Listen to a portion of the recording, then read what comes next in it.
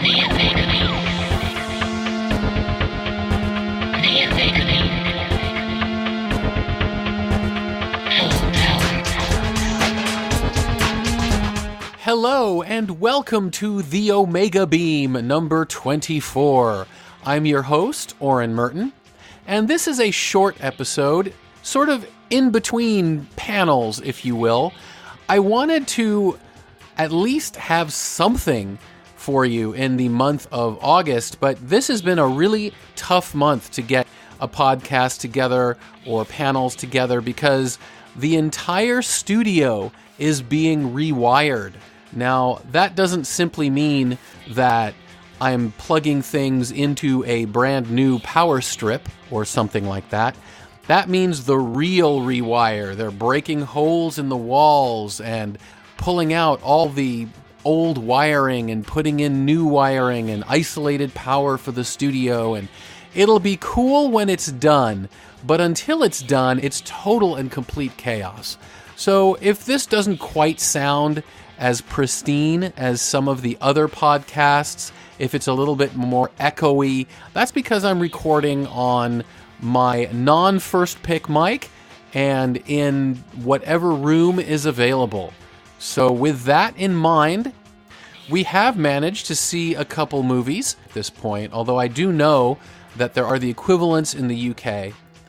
In the American market, there was, I shouldn't say was, it still exists, a company called MoviePass that their deal was if you paid them a flat fee every month, you could see as many movies as you wanted, as long as you didn't want to see 3D movies or movies in special theaters, and it was an amazing deal.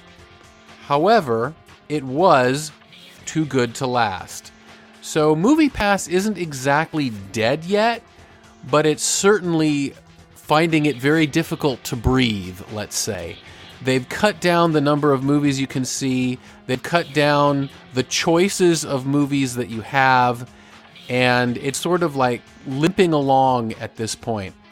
However, while MoviePass was inevitably dying, one of the largest, if not the largest chain of theaters in the United States, AMC, decided it was time for them to get their own subscription service going.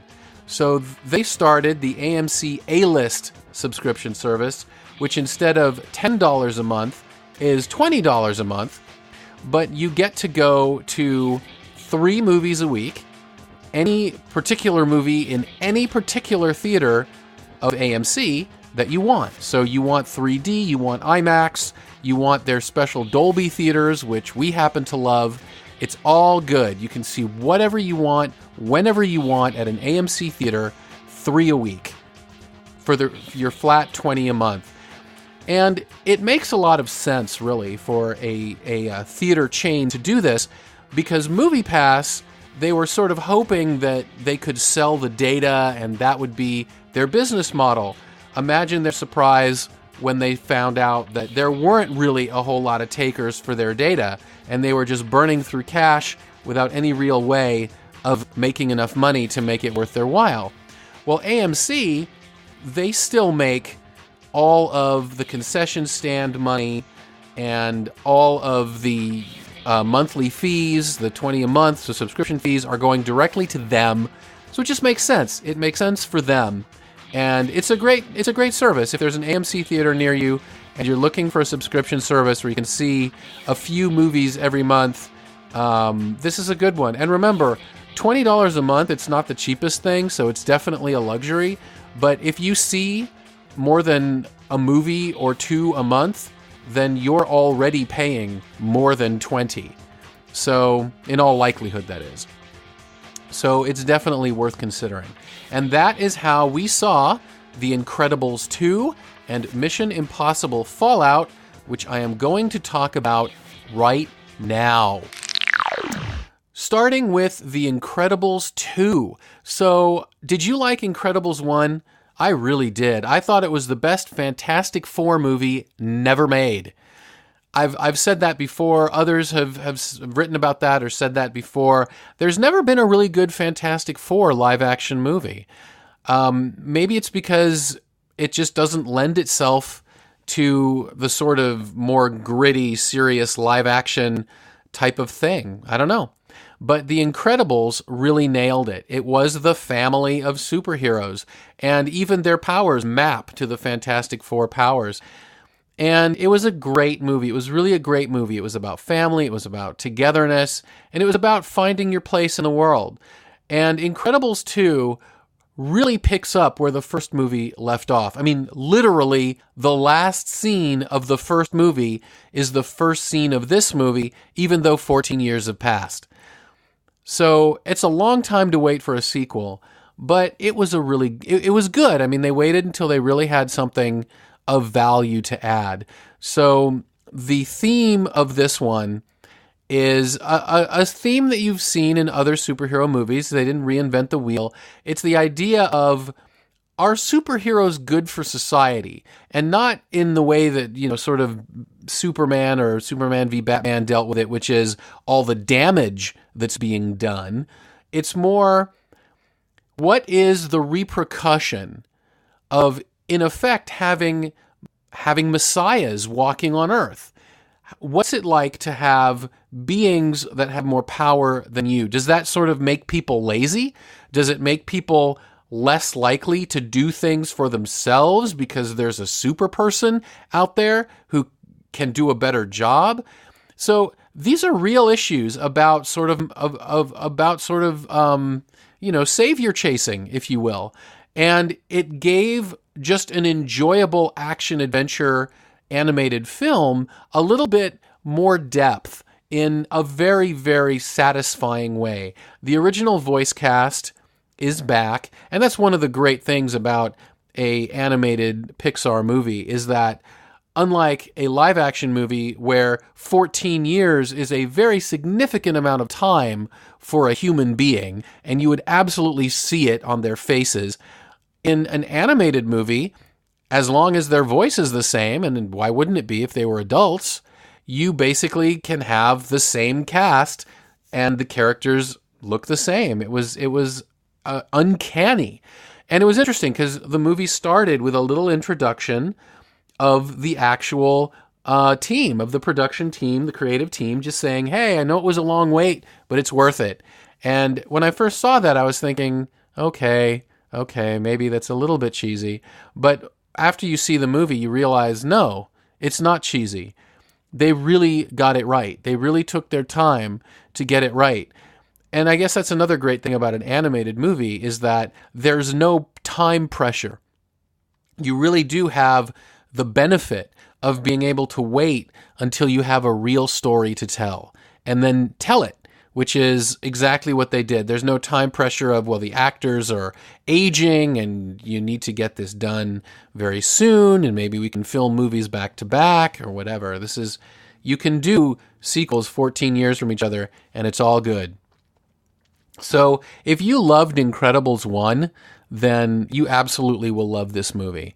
If you haven't loved Incredibles 1, but the idea of a superhero family movie about are superheroes positive influences on society or not, you will love this movie. If you just love good animated movies, you will love this movie. And like most of the Pixar movies, it's got just visual humor that the kids will love, while the plot, the dialogue is sometimes at a higher level something that the parents or adults can really get into. So I really can't say enough good things about Incredibles 2. And if this sounds anything like the kind of movie that you might enjoy, I cannot recommend seeing it more.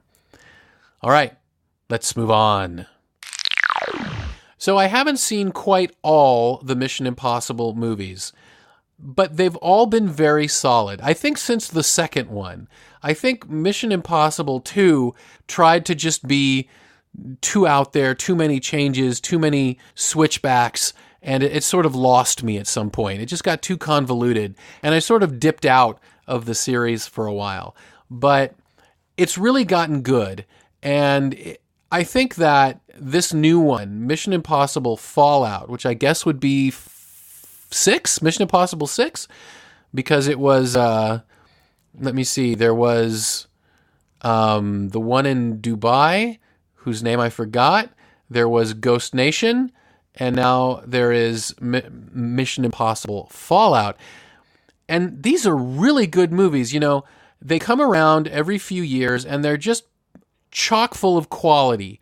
Great locations, great stunts and stunt team, really exciting, death-defying stunts. I mean, these are not sort of your standard car chases, your standard fights. I mean, they really go for broke on these. And just as an action movie, taking nothing else into account, it's just all the features of quality are there. But then you also add the fact that the cast have been doing this a long time. You know, you've got Tom Cruise, Simon Pegg, Ving Rhames. You know, these guys, they just absolutely inhabit these characters. They've been doing them for a while. They're totally believable. And then you've got your either new characters in here. You know, Henry Cavill plays a CIA agent. You've got Daniel Brühl, I think is how you pronounce his name.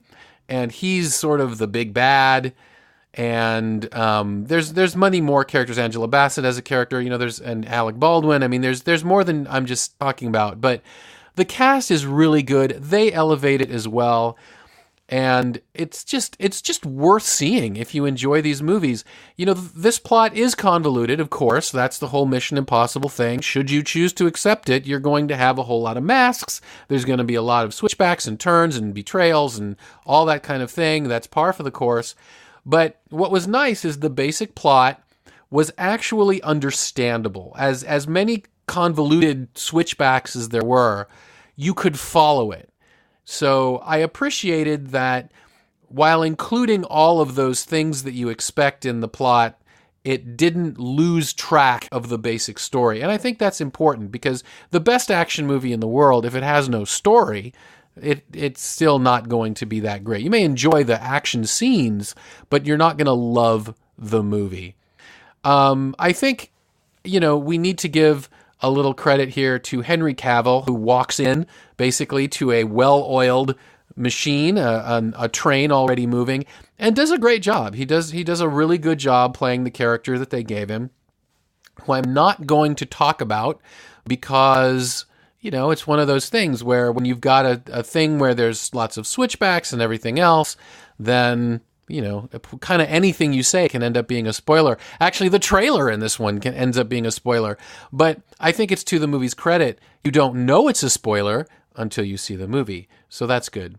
So anyway, this is not sci-fi or fantasy, but it does get kind of crazy with the non-existent gadgets. And it's a little bit, you can almost call it science fiction-y and the gadgety thing, but it's not really science fiction. So if you kind of just like your James Bond with a side of implausible coolness and, you know, non-existent tech, I think you'll really like this one. And you know, I really am more into the science fiction and the fantasy and the superhero. I do like James Bond a lot. And if you like that kind of movie, I think this one's it. I mean, this, I think, fits nicely between the Bond and maybe, say, the Bourne movies. It's its own thing. You know, it doesn't play off any of the others. It's really its own franchise, its own thing. But it's in that vein. And I think it's a really good addition to the sort of, you know, collection of movies that they've been building. So if this is the kind of film you like, I would recommend Mission Impossible Fallout. And before I go, let me just say, I have received a little bit of feedback that I like everything. Well, I don't like everything. I just only talk about those things I like. So, you know, why waste precious podcast time just bashing something? You know, why not just focus on those things that I actually have something positive to say? I'd rather inspire you to support good art than just sit here and attack bad art. Let's just let the bad art sort of, you know, let it sort itself out, and we'll just focus on the good stuff. And both Incredibles 2 and Mission Impossible Fallout are definitely good.